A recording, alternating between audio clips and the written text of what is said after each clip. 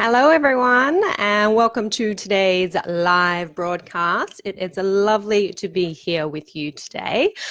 We had a post on the page earlier this week. I think it was yesterday, actually. So if you scroll down in the feed, you will see a post that was asking you what your thoughts on washing on balconies are.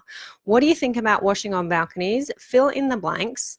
We asked washing on balconies is blank, and we have had a few comments, and I thought I would jump on and have a little chat about those comments.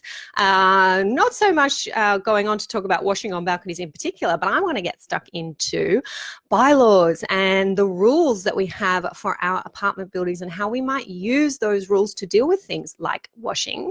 And I also want to get into the hot topic. It has been hot since I had the live broadcast about smoking.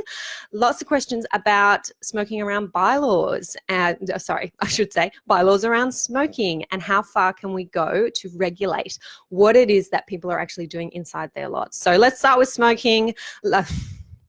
Right, let's start with washing. Let's go on to smoking and see what we all think about how far these bylaws can really stretch.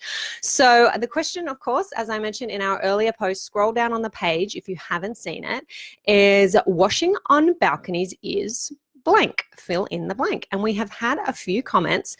Joe says washing on balconies is slum city. Okay, fair enough, Joe. Laundry, underwear flapping in the breeze can kind of, I can see where we might be getting slum city from there. Sean says that washing on balconies is repulsive. Okay, pretty strong reaction there to washing on balconies. Thank you, Sean. Now, Elizabeth, very interesting. Elizabeth says washing on balconies saves electricity. I'm really, really glad, Elizabeth, that you posted that comment, because what do you think? Do we have an environmental obligation here to be looking differently at how we dry our laundry in apartment buildings? I'll go over and have a look at our New South Wales legislation and how that's now dealing, I think, a little bit differently with washing on balconies, and how maybe that perception of what we should be doing with our washing is changing because of maybe environmental reasons. So thank you, Elizabeth, for chiming with that comment about saving electricity. We're not drying our washing in the dryer if it's hanging on the balcony, for sure. And I think Michelle gave you a one up for that comment. She liked that one. Henry said that washing on balconies is unsightly and ugly. Okay, so we've got the majority here. We're looking at slum city, repulsive, unsightly, and ugly. Okay, some pretty strong responses there. Keep checking that one out and give us your comments if you haven't already. Hi, Michelle, who has joined us. Michelle saying to combine the two issues, I don't like the smell of smoke in my washing. Fair enough. So if you are in a building where you don't have a no smoking bylaw and you've got residents and tenants who are smoking on their balconies or their terraces, and you're hanging your washing out on your balcony, then you might have a bigger problem to worry about, which is smoky washing. So thank you, Michelle, for pointing that out. Now, I just want to go over, while we're on this topic of washing, to talk about what our legislation in New South Wales says, in particular about washing on balconies. And it does address this issue, interestingly enough. We do have model bylaws in the schedules to our strata schemes management regulation, which deal with the hanging out of washing. And in our newest form of the regulation, we have a model bylaw that says an owner or occupier can hang washing on any lines that are provided by the owners corporation. So maybe our older buildings are providing an area where washing can be hung out, but it may only be hung for a reasonable period. Okay, well, any lawyer is going to say there's an avenue for dispute there. What's a reasonable period for hanging out your washing? Anyone used to doing washing will tell you that a doona cover perhaps takes a little bit longer than your socks.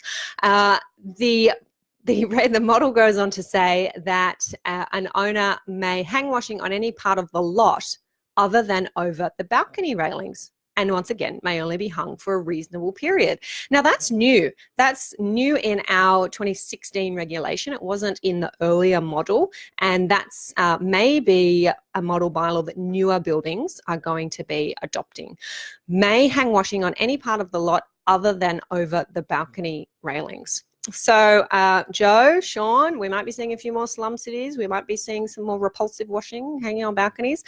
Be happy to hear your thoughts on that, whether with our new model, we're going to be seeing a change in our newer buildings who have that model bylaw.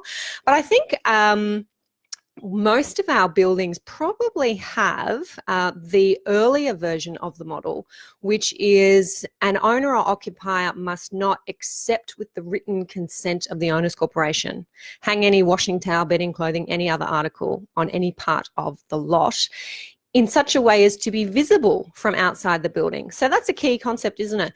Can you hang your washing in a place where no one else can see it? And I know I happen to be lucky enough to be living in a building where I would say most of our balconies, because they're deep, because some of them don't face out to a visible area, we can actually hang washing on our balconies using our little clotheslines in a way that can't be visible. And I think if that's the case, then aren't we addressing those concerns about Slum City and about the unsightliness if it can't be visible from outside? So maybe that's a reasonable position to take. If it can't be visible from outside, then it's allowed, and we're addressing our environmental concerns there as well. So that is washing. Please do scroll down on the page and leave your comments on our earlier post, or even under this video if you like, what your views are on washing and what you maybe think a reasonable way to deal with it in our strata schemes is. But as I said, I think that leads us into a broader discussion about how far can we go with our bylaws. And I mentioned at the beginning of this video that a couple of weeks ago I did a live broadcast about smoking and how we can use bylaws to make our buildings 100% smoke-free. So that is preventing smoking within lots and preventing smoking on our common property.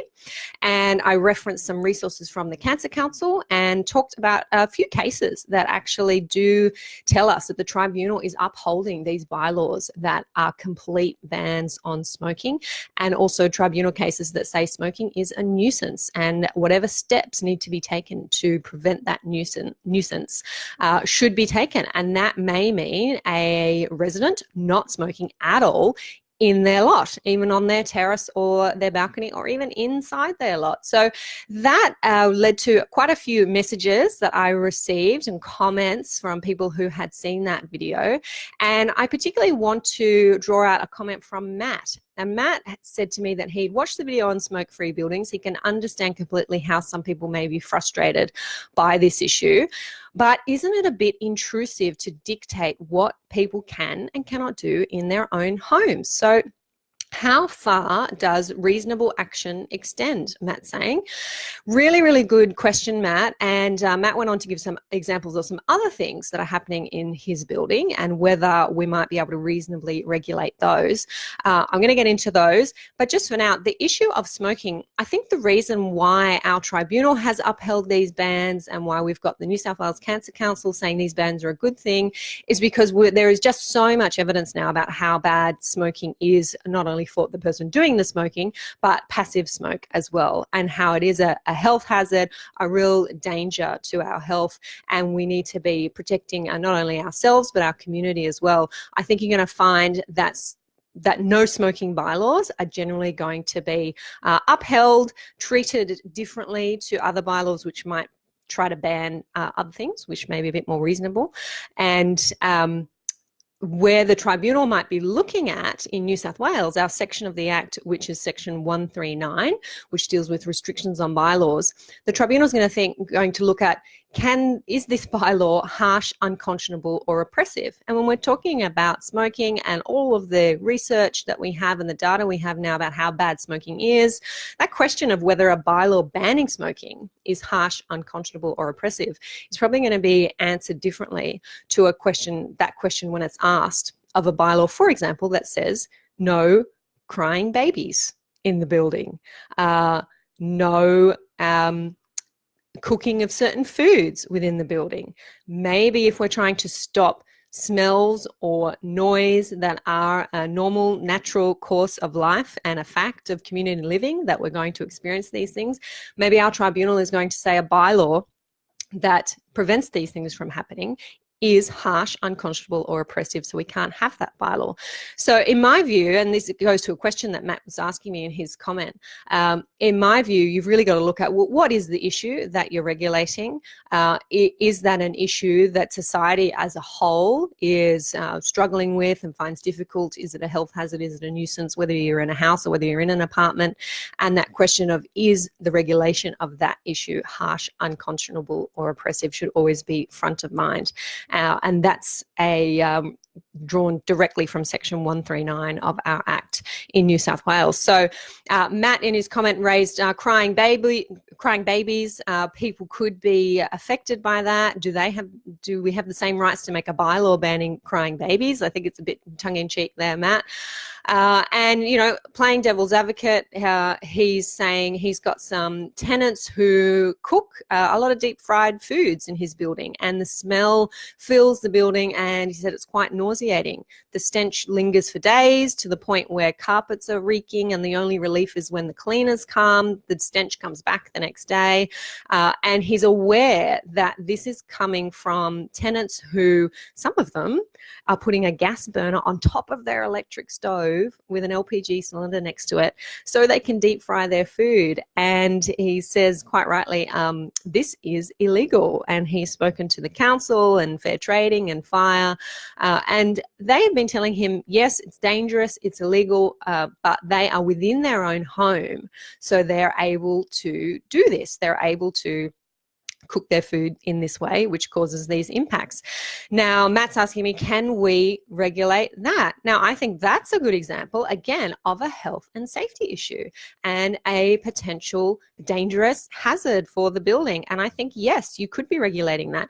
But think about it this way. You're not regulating the